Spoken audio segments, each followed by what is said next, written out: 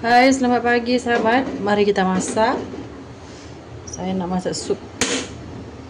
Cara saya memang selalu simple.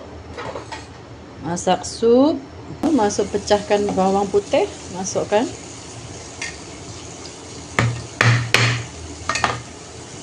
Ketukkan bawang putih, masukkan. Dengan kulit-kulit pun boleh masuk sahabat, yang penting sudah ada cuci.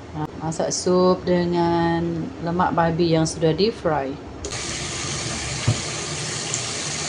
Ini kangkung buat sup juga. Pastikan singki kita bersih lah sahabat. Saya dah bersihkan singki saya sebelum saya masukkan sayur dalam ni lah. Of course lah, singki kena bersih.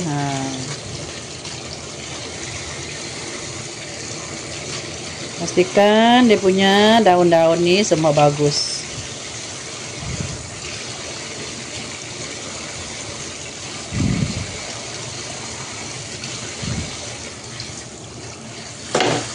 Sebelum masukkan sayur dalam singki, kena bersih dulu singki ya.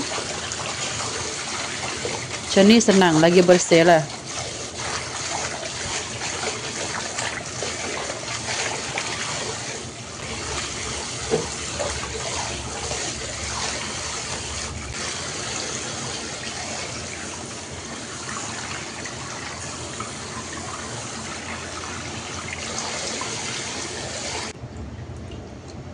Daun dia memang semua bagus, tak ada yang rosak, senang kerja. Kalau banyak ada yang rosak-rosak tu susah sikit kerja, mau pilih-pilih lagi. Ini kebanyakan dia masih fresh, senanglah kerja saya.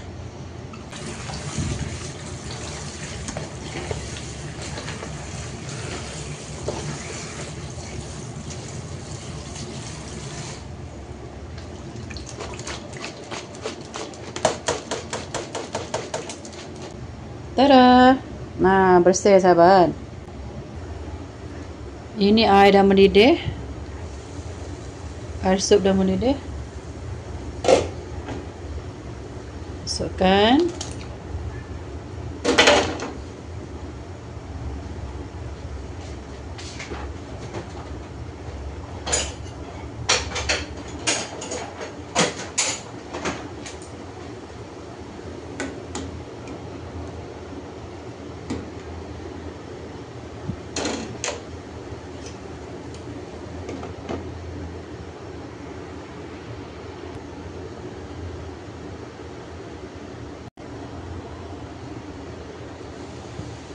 Rasa-rasa dia punya daging dah lembut. Masukkan kangkung.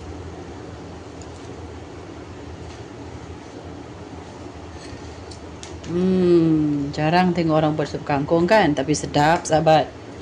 Cuba dulu. Macam kita buat ulam kan. Macam tu lah dia. Bapak saya suka makan dia sup macam ni sebab dia lembut. Kalau sup terjun saya memang pakai secukup rasa supaya bau dia harum sikit. Cukup rasa. Garam agak-agak lah, cukup rasa pun dah masin.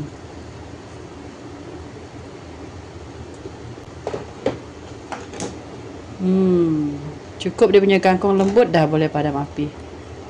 Nyaman sahabat.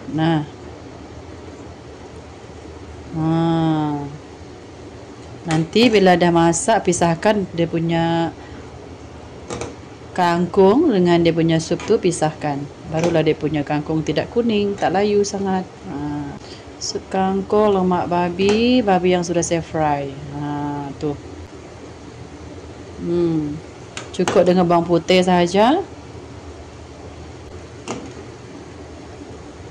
Tuh. Okey. Dah siap.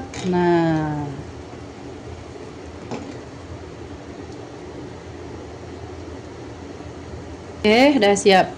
Angkat api. Sup kangkung. Dengan 3 layer babi lah.